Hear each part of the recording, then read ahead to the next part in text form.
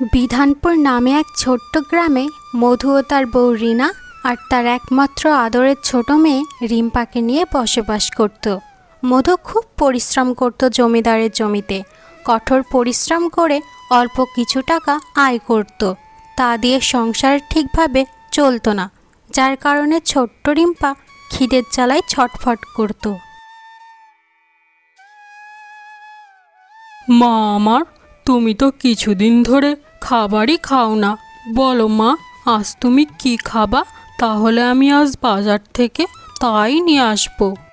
বাবা, আমার না খুব মুরগির মাংস খেতে ইচ্ছা করছে, তুমি তাহলে মাংস নিয়ে আসো।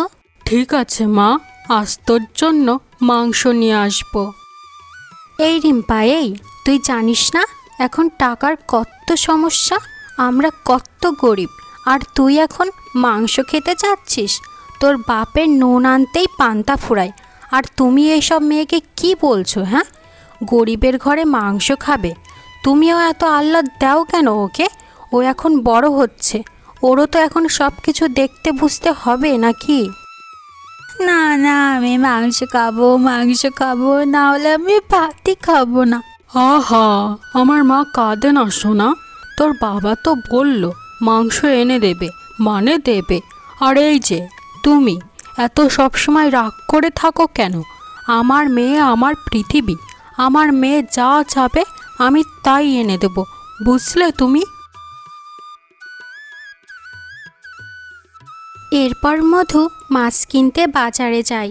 ও খুড়ো, তা আজ মাংস কত করে দিচ্ছ গো? এই তো 250 করে কেজি, লাগবে নাকি? হ্যাঁ, আমাকে তাহলে দাও, আমার মেয়ে খাবে। আজ কত আবদার করে বলেছে আমাকে। বাবা গো, আমি আগে মাংস দিতে পারবো না, আগে তুমি টাকা দিবে, তারপর মাংস দিব। সবসময় মাংস নিয়ে টাকা দাও পরে। বুড়ো মানুষ আমি, নিজে নিজেই সব করি, তোমরা বাকি নিয়ে গেলে কি হবে শুনি? এ কি বলছো খুড়ো? আপনার টাকা বাকি রেখে সময় মতো কখনো দেইনি, এমন কি হয়েছে কখনো? এমন করো না তো খুড়ো, তাড়াতাড়ি দাও। 2 দিনের ভিতরে তোমার টাকা তুমি ঠিক পেয়ে যাবে। আমার মেয়ে কত আবদার করে আমায় বলল, আমি এখন না নিয়ে যেতে পারবো না বাপু। তারপর মাংস নিয়ে বাড়ি চলে যায়। এই যে রিম্পার মা, মাংস এনেছি, যাও যাও, গিয়ে ভালো করে কষিয়ে রান্নাটা করো গাদিনি। হ্যাঁ, এটা তো ভালো করেই বুঝেছি। তা মাংসটা নিয়ে এসেছেন যে, নিশ্চয় বাকিতে? তা আমার জানা মতে আপনার কাছে তো কোনো টাকা নেই মাংস কেনার। হ্যাঁ বউ, বাকিতেই এনেছি, তাতে কি হয়েছে? 2 দিন নাই জমিদারের খেতে একটু বেশি করে কাজ করে দেব, তাহলেই বাকির টাকা উঠে যাবে, আর সেটাই খুড়োকে দিয়ে দেব। তাহলে আমার আদরের রাজকন্যাও খুশি, আর আমিও খুশি। মেয়েটা যা চাই, যখন চাই, তুমি সব আবদার রাখো। এমনি করে কিন্তু তুমি খারাপ বানাচ্ছ ওকে। আমরা গরিব, এটা ওকে বুঝতে হবে। আমি যা বলছি বুঝতে পারছো তো তুমি?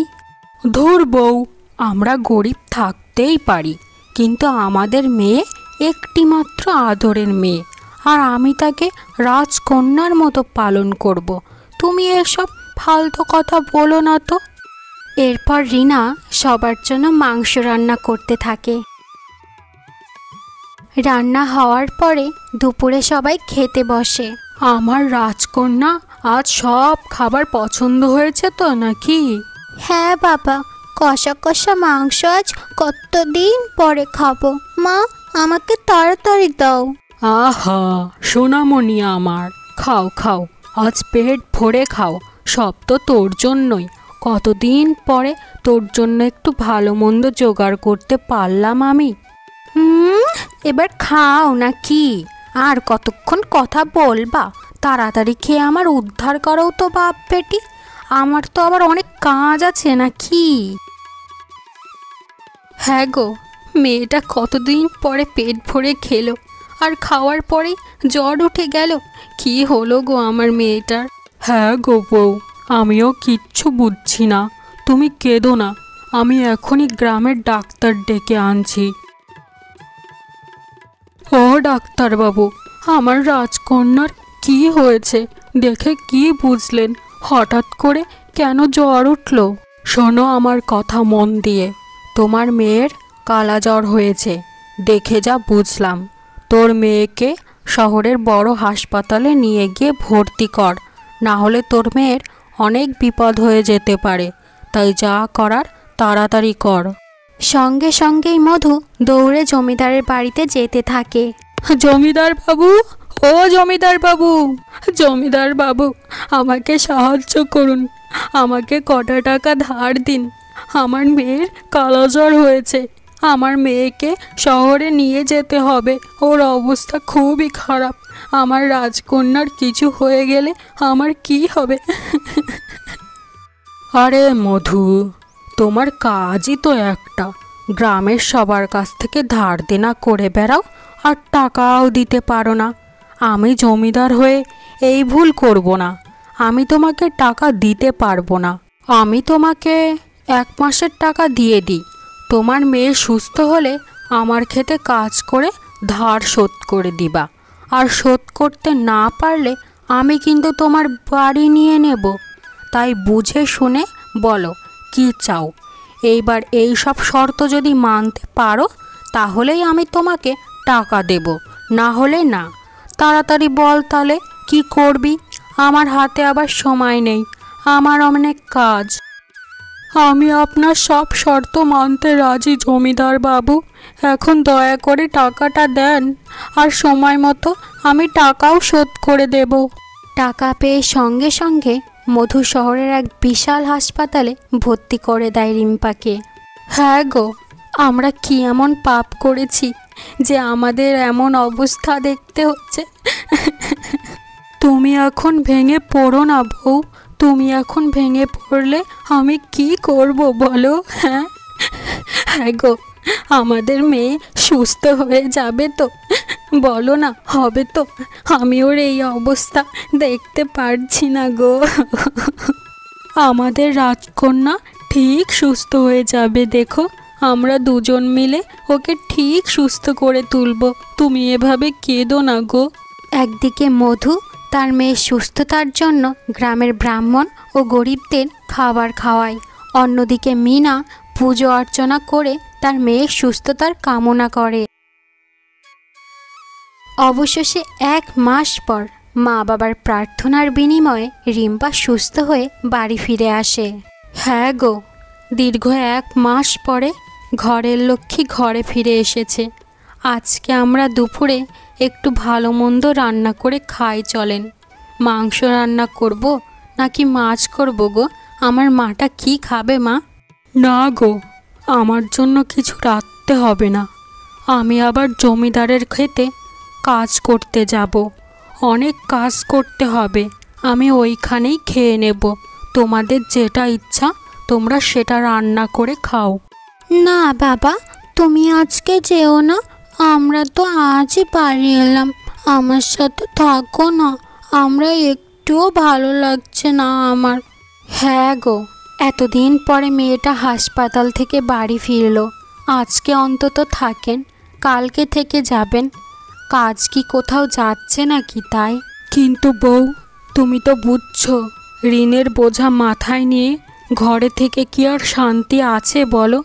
তাছাড়া জমিদার বাবুর কাছ থেকে ঋণ নিয়েছি। সুদ দিতে না পারলে আমার বাড়িটা নিয়ে নেবে। ঠিক আছে, আমার মেয়ে যতক্ষণ বলছে আমি তাহলে আজ থাকছি, কিন্তু কাল থেকে কোনো কথা শুনবো না। শোনো, দিনমজুর মধু কি এখনো শহর থেকে আসেনি? তাকে তো তার মেয়ে সুস্থ হওয়ার সাথে সাথে আমার খেতে কাজ করার কথা। সে এখনো আসলো না কেন? হ্যাঁ জমিদার বাবু, মধুর মেয়ে সুস্থ হয়ে গেছে আর তারা বাড়িও ফিরে এসেছে। কিন্তু শুনলাম আপনার খেতে কাজ করতে না এসে বউ বাচ্চা নিয়ে ফুর্তি করে বেড়াচ্ছে। এটাই তো শুনলাম। কি কি বললো তুমি? ওর এত বড় আস্পর্ধা! এই জন্যই মানুষ বলে গরিবের সহায়তা করতে নেই। চলো দেখি বেটার বাড়ি। বেটা আমার থেকে টাকা ধার নিয়ে এখন বউ বাচ্চা নিয়ে ফুর্তি করে বেড়াচ্ছে। দেখাচ্ছি মজা, দাঁড়া। এই দিন মজুরের বাচ্চা, দরজা খোল। জমিদার বাবু, আপনি আমার বাড়িতে? আপনি আমাকে বলতেন, আমি যেতাম আপনার বাড়িতে কোনো দরকার পড়লে। এই ভালো মানুষের দেখায়েই তো আমার থেকে কতগুলো টাকা নিয়েছিলি। এখন টাকা নিয়ে শোধ করার বেলায় আর কোনো খবর নেই, ধোঁকাবাজ। তোকে কিন্তু আমি গ্রাম ছাড়া করব। আমার টাকা শোধ না করে ঘরে বসে বউ বাচ্চা নিয়ে ফুর্তি করবি, আর আমি খবর পাবো না তাই ভেবেছিলি? ছোট লোক কোথাকার। আপনি ভুল বুঝছেন আমাকে জমিদার বাবু। আজকে আমি আপনার বাড়িতে কাজের জন্য যেতে চেয়েছিলাম, কিন্তু আমার মেয়েটা আমার কাছে অনুরোধ করলো আজকের দিনটা যেন থাকি। এই জন্যই থেকে গেছি। কালকে থেকেই পুরো দমে কাজ করে আপনার টাকা শোধ করে দিতাম। জমিদার বাবু, ভুল বুঝছিলেন আপনি আমায়। আর সঠিক ভুল বোঝার কিচ্ছু নেই। তুই একটা বাটপার, এইটুকু বুঝতে পেরেছি আমি। তুই এই মুহূর্তে আমার টাকা দিবি, ব্যাস। তাড়াতাড়ি দে আমার টাকা, এই মুহূর্তে টাকা লাগবে আমার। দে দে। জমিদার বাবু, এত বড় অন্যায় করবেন না আমার সাথে। এই মুহূর্তে টাকা আমি কোথা থেকে আনবো? আমি গরিব মানুষ, দিন মজুর, আপনি তো জানেন।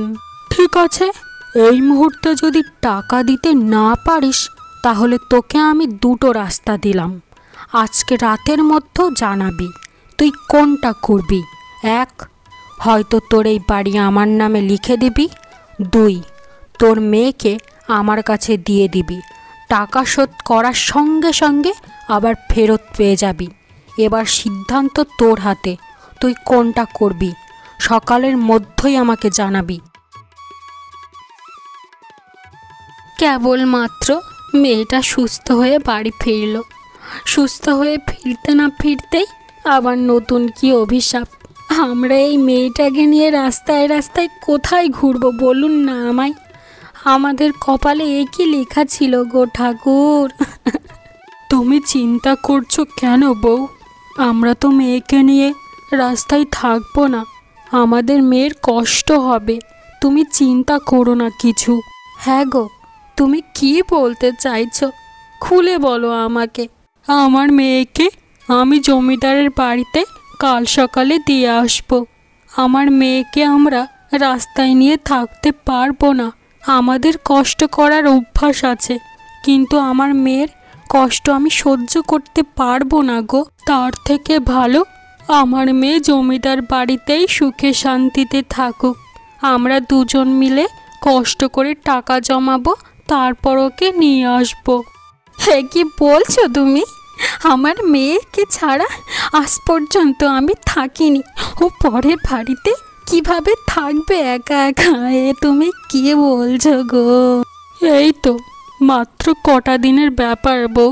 টাকা জোগাড় করে জমিদারকে দিয়ে দিলেই আমার মেয়ে আমার বুকে ফিরে আসবে। তুমি কষ্ট পেও না বউ। জমিদার মেয়ের সুখের জন্য এইটুকু করতে হবে গো। এর পরের দিন সকালবেলা এক অসহায় বাবা তার রাজকন্যাকে জমিদার বাড়িতে দিয়ে আসে। সোনা মা আমার, তুই এইখানেই কিছুদিন থাকবি। আমি কিছুদিন পরে এসে তোকে নিয়ে যাব। কেমন মা? লক্ষ্মী মেয়ে হয়ে থাকবি, কিন্তু একদম দুষ্টুমি করবি না, আমার লক্ষ্মী সোনা। কেন বাবা, আমি এখানে একা কেন থাকবো? তুমি থাকবে না? মা থাকবে না? তোমাদের ছাড়া তো আমি থাকতে পারবো না বাবা। আমি এইখানে থাকবো না, আমাকে তোমার সাথে নিয়ে চলো মা। আহা, মা আমার কাঁদে না, আমার সোনা মা। তুই কাঁদলে যে আমার বুকটা ফেটে যায়। আচ্ছা আচ্ছা, আমি তোকে কথা দিচ্ছি, তোর আগামী জন্মদিন আসার আগেই আমি এর মধ্যেই তোকে নিয়ে যাব। এরপর বড় করে তোর জন্মদিন পালন করব বাড়িতে। ঠিক আছে মা, এবার কাঁদিস না, আমার সোনা মা। নিজের মেয়েকে ফিরিয়ে আনার জন্য মধু দিন রাত লোকের জমিতে চাষবাস করত। আর ওইদিকে রিনা লোকের বাড়িতে সারা দিন কাজকর্ম করত। স্বামী স্ত্রী এইভাবে কঠোর পরিশ্রম করে টাকা উপার্জন করতে থাকে। হ্যাঁ গো, দেখো না, আমরা তো অনেক টাকাই জমিয়ে ফেলেছি। এইটুকু জমিদারকে দিয়ে আমার মেয়েটাকে নিয়ে আসো না তুমি। বাকিটুকু না হয় পরে দিয়ে দেবো খুনি, তুমি গিয়ে নিয়ে আসো আমার মেয়েটাকে। জমিদারের মন কি আর এতই নরম বউ বলো? পুরোটাই দিতে হবে, না হলে মানবে না বউ, মানবে না গো, মানবে না। মেয়েটাকে কতদিন দেখিনি আমি গো বউ। আমি একটু রিম্পার সাথে দেখা করতে চাই। আমার মেয়েটাকে আমি অনেক দিন দেখিনি। চলো না আমাকে নিয়ে, একটু একটু চলো না নিয়ে আমায়। না বউ, এমনিতেই মেয়েটা ওই দিন থাকতে চাইছিল না, অনেক কষ্টে বুঝিয়ে এসেছি। এখন দেখা করা যাবে না, তাহলে মেয়েটা আবার কান্নাকাটি করবে। বোঝার চেষ্টা করো বউ, আমাদের ভালোর জন্য আমরা মেয়েটাকে কষ্ট দিতে পারি না বউ। আর কয়েকটা দিন একটু ধৈর্য ধরো। এইদিকে ছোট্ট রিম্পা মা বাবাকে ছাড়া একা একা বেশ কষ্ট পাচ্ছিল। হঠাৎ জমিদারের ছেলে শুভ সেখানে আসে এবং বলে, এই মেয়ে, এই তুমি আমাদের বাড়ি কি করছো? আর তুমি বা কে? আমি হলাম রিম্পা। আমার বাবা মা আমাকে এখানে রেখে গেছে। তুমি কে? আমি হলাম শুভ, এটা আমার বাবার বাড়ি। চলো আমরা দুজনে একসাথে খেলা করি। এরপর থেকে শুভ এবং রিম্পা সারাদিন বেশ মজা করে খেলাধুলো করত। রিম্পা সারাদিন শুভর সাথে থাকতো আর সারাদিন একসাথে খেত, খেলতো, ঘুমোতো। এভাবেই ধীরে ধীরে তার মা বাবার কথা ভুলে যেতে লাগলো। বউ, আজকে তো আমার মেয়ের জন্মদিন, আর দেখো আজকের ভিতরেই আমরা দুজনে কষ্ট করে টাকা পয়সা জোগাড় করে ফেলেছি। এবার চাই আমার মেয়েটাকে আনতে যাই। আমার যে এত খুশি হচ্ছে আর বলে বোঝাতে পারবো না তোমাকে। আমারও অনেক খুশি হচ্ছে। যান, আপনি তাড়াতাড়ি যান, মেয়েটাকে নিয়ে আসেন। আমি আজকে রিম্পার জন্য পছন্দের সমস্ত খাবার দাবার রান্না করব। ঠিক আছে? শান্তি তো? কি যে আনন্দ হচ্ছে। এদিক দিয়ে জমিদারের ছেলে শুভ হঠাৎ রিম্পার ঘরে আসে। এই রিম্পা, তুই একটু আমার সাথে পাশের ঘরে আয় তো, তোর জন্য একটা সারপ্রাইজ আছে। তাড়াতাড়ি আয়, চল চল তাড়াতাড়ি আয়, দেরি করিস না কিন্তু। বাবা, এই তুই আবার কি সারপ্রাইজ রাখলি? চল দেখি। রিম্পা পাশের ঘরে গিয়ে একেবারে অবাক হয়ে যায়।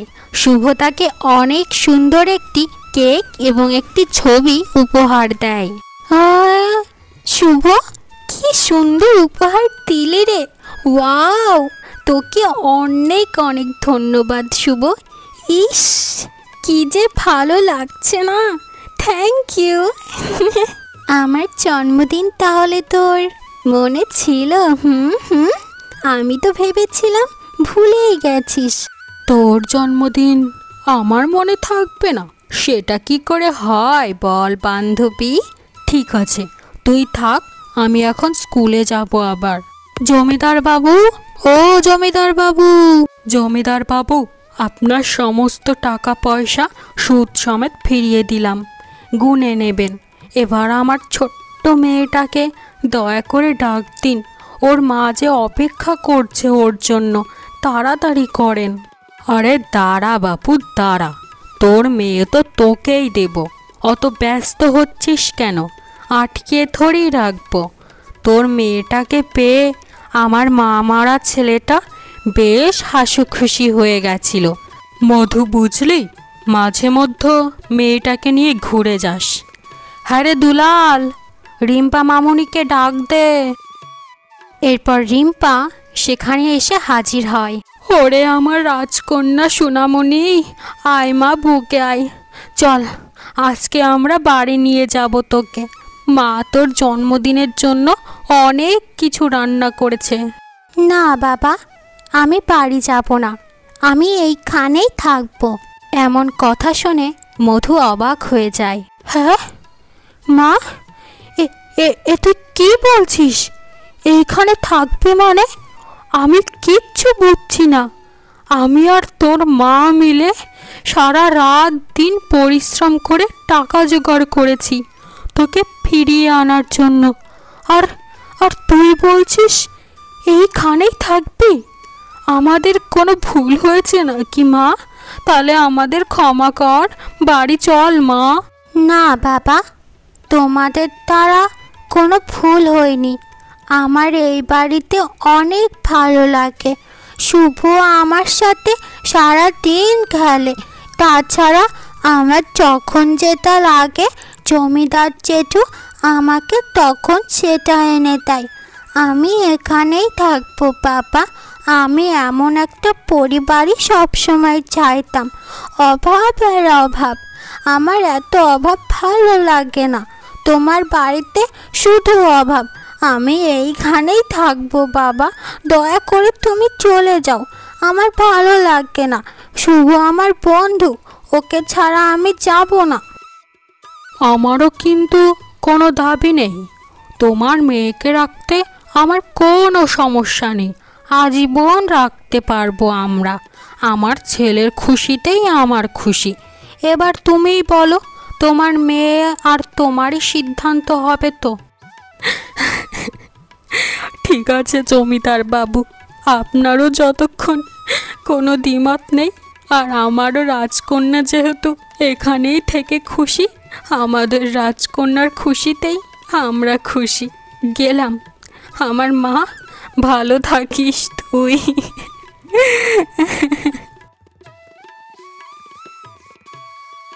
হ্যাঁ গো, দেখো আমি কত কিছু রান্না করেছি আমার সোনাটার জন্য। সোনা, সোনা আয় ঘরে আয়। নাকি আমার সোনামা রিম্পা, ও রিম্পা। রিম্পা আমার সাথে আসেনি বউ। আমাদের মেয়ে অনেক বড় হয়ে গেছে, আমাদের ছাড়া থাকা শিখে গেছে বউ। জমিদার বাড়িতেই থেকে গেছে, আমার সাথে আমার রাজকন্যা আসেনি গো বউ, আসেনি। আপনি এটা কি বলছেন? আপনি মিথ্যা বলছেন। আমাদের মেয়ে আমাদের ছেড়ে জমিদার বাড়িতে একা কিভাবে থাকবে? এনে দেন আমার মেয়েকে, এনে দেন আমার বুকে রিম্পা। এভাবেই কাঁদতে কাঁদতে অসহায় এক মা অজ্ঞান হয়ে মাটিতে পড়ে যায়, আর তার মাথায়ও আঘাত পেয়ে রক্তক্ষরণ হয়। দেখতে দেখতে ছোট্ট রিম্পা 20 বছরের যুবতী হয়ে ওঠে। রিম্পা দেখতে বেশ সুন্দর ছিল। জমিদার বাড়িতে বেশ রাজকীয়ভাবেই জীবনযাপন করছিল। জমিদারের ছেলেও শুভও বেশ বড় হয়ে যায়। আপাতত শুভ তেমন কিছুই করছিল না, বাবার হোটেলে বসেই খাচ্ছিল। কিন্তু তাতে রিম্পার কোনো সমস্যা ছিল না। সে তো শুভর প্রেমে অন্ধ, কিন্তু সে মুখ ফুটে শুভকে কিছুই বলতে পারেনি এতদিন। এদিক দিয়ে মধু ও তার বউ বেশ বুড়ো হয়ে গেছিল।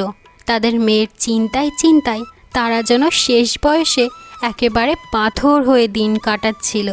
তারা মেয়ের চিন্তায় ঠিকমতো খাবার খেত না, ঘুমোতো না, সেই জন্যই অসুস্থ হয়ে গেছিল। রাতের বেলা রিম্পা শুয়ে শুয়ে বলতে থাকে, ইস, আমার ভাগ্যটা কত ভালো, কত বড় ঘরে থাকছি, খাচ্ছি। এখন শুধু অভাব জীবনে একটাই, আর আমার রাজার। সে রাজাকে মনের কথা তাড়াতাড়ি বলে দিতে পারলেই হয়ে যাবে, ব্যাস।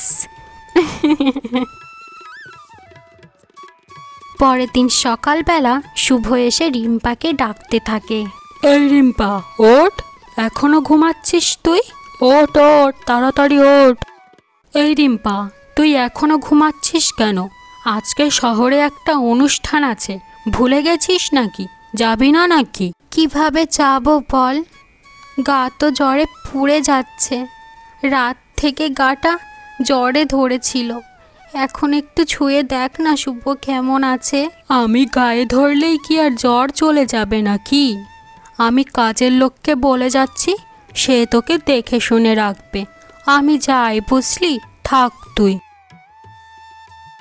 ইস দিদি, আপনার যে জ্বর উঠেছে, মাথা ব্যথাটা কি কমেছে নাকি? বলুন তাহলে আমায়। হ্যাঁ রে মিতা, অনেকটাই কমেছে। তা তোর ছেলে মেয়ে কজন বল দেখিনি? আর এই অন্ধ চোখ নিয়ে কাজ করিস কিভাবে? কাজ তো করা লাগেই দিদি। মেয়ে আমার একটা মাত্র। এই মেয়েটার মুখে ভাত দেওয়ার জন্যই এই অন্ধ চোখ নিয়ে কষ্ট করে মানুষের বাড়িতে কাজ করি গো দিদি। আমার মেয়েটার যখন জ্বর ওঠে, আপনার মতো এমন করে মাথা ব্যথা হয়ে থাকে, তখন আমি ওর মাথাও আপনার মতো মালিশ করে দিই। এত বছর পর এই প্রথম রিম্পার তার মা বাবার স্মৃতির কথা মনে পড়ে। যা মনে করে রিম্পা খুবই কষ্ট পেতে থাকে আর কাঁদতে থাকে। তার মনে পড়ে তার যখন জ্বর উঠত, তার বাবা মা কেমন অস্থির হয়ে যেত, কষ্ট পেত। আর আজকে তার জ্বর উঠেছে, কিন্তু আজ তার পাশে কেউ নেই। হ্যাঁ গো, আমি আজকে হিসাব করে দেখেছি, আমার মেয়ের আজ 20 বছর হয়ে গেছে। এত বছরে কি আমার মেয়েটার আমাদের কথা একটি বারও মনে পড়েনি? দেখতে ইচ্ছা করে না গো। আমরা কি এতই খারাপ বাবা মা? বলো বলো না গো। আমরা খারাপ না বউ, খারাপ আমাদের কপাল। কারণ আমরা গরিব। গরিবদের যে পৃথিবীর শেষ নিঃশ্বাস নিতেও মানা গো বউ, নিঃশ্বাস নিতেও মানা। জেঠু, আপনার সাথে আমার একটু কথা আছে, অনেক জরুরি। হ্যাঁ হ্যাঁ রিম্পা মা, বল। তা তোর জ্বর এসেছিল শুনলাম, ভালো হয়েছে তো নাকি? খবরই নিতে পারিনি, এত কাজ ছিল যে। জেঠু, ঠিক হয়েছে। জেঠু, ছোটবেলার থেকে অভিভাবক বলতে আমি শুধু আপনাকেই চিনি, তাই আপনার এই কথাটা বলছি। আমি শুভকে অনেক পছন্দ করি, আমি ওকে বিয়ে করতে চাই জেঠু। আপনি ওর সাথে একটু কথা বলেন না, আমি যে ওকে খুব ভালোবাসি জেঠু। ওরে মুখপুরি, মুখপুরি কোথাকার! তোর কত বড় সাহস! হ্যাঁ, তোকে আমার ছেলের বন্ধু হিসাবে এই বাড়িতে জায়গা দিয়েছি, আর তুই কি না মনে মনে এই জমিদার বাড়ির বউ হওয়ার চিন্তা করছিস? সাব্বাস, ভালোই তো রূপ দেখালি, মুখপুরি কোথাকার। হ্যাঁ, তুই কোন জাতের মেয়ে সেটা কি ভুলে গেছিস? তুই একটা দিনমজুরের মেয়ে, আর তুই কি না আমার ছেলেকে বিয়ে করার স্বপ্ন দেখিস? আমার ছেলেকে অনেক বড় ঘরে বিয়ে দেব, বুঝলি? বড় জমিদারের মেয়ের সাথে। তোর বাপ কি করে? গরিব ফকিন্নি কোথাকার, মুখপুরি। তাদের চেঁচামেচি কথা শুনে শুভ সেখানে আসে। বাবা, কি হয়েছে? তুমি এমন করে চেঁচাচ্ছ কেন? রিম্পার সাথে চেঁচাবো না তো কি করব? এই মুখপুরির কত বড় কথা! বাবা বলেছে কি জানিস তুই? তোর বউ হতে চাই সে, মুখপুরি ছোট লোক, লোভী। এই রিম্পা, বাবা এসব কি বলছে? আমাকে বল দেখি। হ্যাঁ শুভ, আমি তোকে অনেক ভালোবাসি, আর তুইও তো সেটা জানিস বল। আর তুইও তো আমাকে অনেক ভালোবাসিস, তুই সেটা জেঠুকে বুঝিয়ে বল না। ছি ছি ছি ছি রিম্পা, ছি! তোকে নিয়ে আমার এরকম আশা একদমই ছিল না। আমি তোকে কখনোই ভালোবাসিনি, আমি তোকে ভালোবেসেছি বন্ধু হিসাবে। আর তুই কিনা মনে মনে আমাকে এসব ভাবতি? ছি! তুই আজকে আমাদের বন্ধুত্বটা শেষ করে দিলি। তুই আজকেই এই বাড়ি থেকে বেরিয়ে যাবি, আমি তোর মুখ আর দেখতে চাই না। ও মেয়ে, তুমি কে? এই সকাল সকাল বুড়ো বুড়ির দরজায় কড়া নাড়লে যায়? মা, আমি মা, তোমাদের রিম্পা। হো মা, বাবা, তোমরা কত বুড়ো হয়ে গেছো। মা বাবা, আমি ফিরে এসেছি। এই আমার রিম্পা মা। আমি জানতাম তুই একদিন না একদিন ঠিক ফিরে আসবি মা। রিম্পা মা, তুই আবার আমাদের ছেড়ে চলে যাবি না তো মা? না মা, আমি আর কোনো দিনও তোমাদের ছেড়ে যাব না। আমার ভুল হয়ে গেছে। আমি আজ বুঝতে পেরেছি মা বাবার থেকে আপন কেউ হয় না। আমাকে ক্ষমা করে দাও।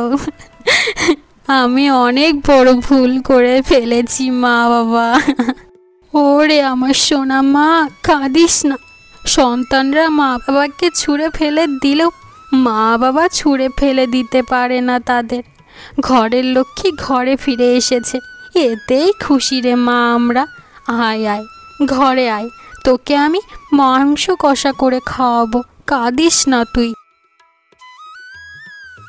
এদিকে রিম্পা চলে যাওয়ার পর থেকে শুভ একেবারে একা হয়ে যায় আর রিম্পার কথা মনে করে অনেক কাঁদতে থাকে। আনমনে শুভ যে তাকে ভালোবেসে ফেলেছিল এটা সে জানতই না। অন্যদিকে রিম্পা তার মায়ের সাথে বেশ আনন্দে দিন কাটাচ্ছিল। শুভ তার বাবার কাছে আসে এবং বলে ওঠে, বাবা, আমায় তুমি ক্ষমা করে দাও বাবা, কিন্তু আমি রিম্পাকে ছাড়া থাকতে পারবো না। আমি জানি না কখন ওকে ভালোবেসে ফেলেছি, আমি আর ওকে ছাড়া থাকতে পারবো না। তুমি ওকে ফিরিয়ে এনে দাও আমার কাছে। তুই কাঁদিস না বাপধন, তোর সুখের জন্যই ওই মেয়েকে এতদিন এই বাড়িতে রেখেছি। এখন তোর সুখের জন্য ওকে বৌমা বানিয়ে নিতেও কোনো সমস্যা নেই। তোর সুখেই যে আমার সুখ। আমি এক্ষুনি ওদের বাড়িতে যাচ্ছি, আর তোর রিম্পাকে আমি নিয়ে আসবো বাবা, তুই একদম চিন্তা করিস না। এরপর জমিদার বাবু বেশ সদাইপাতি নিয়েই মধুদের বাড়িতে যায় আর তার কৃতকর্মের জন্য ক্ষমা চাইতে থাকে। ও মধু, আমাকে ক্ষমা করে দে। তোর মেয়ের হাত আমার ছেলের হাতে তুলে দে, না হলে সে বাঁচবে না রে। কাঁদেন না জমিদার বাবু, আমরা গরিব হতে পারি, আমরা অমানুষ না। আমরা এই বিয়েতে রাজি। আপনি ব্যবস্থা করুন ওদের বিয়ের। এরপর খুব শীঘ্রই ধুমধাম করে শুভর এবং রিম্পার বিয়ে হয়ে যায়। এভাবেই শেষ হয় এক গরিব বাবার রাজকন্যার জীবনের গল্প। গল্পটা ভালো লেগে থাকলে লাইক সাবস্ক্রাইব করতে একদম ভুলবেন না। ধন্যবাদ।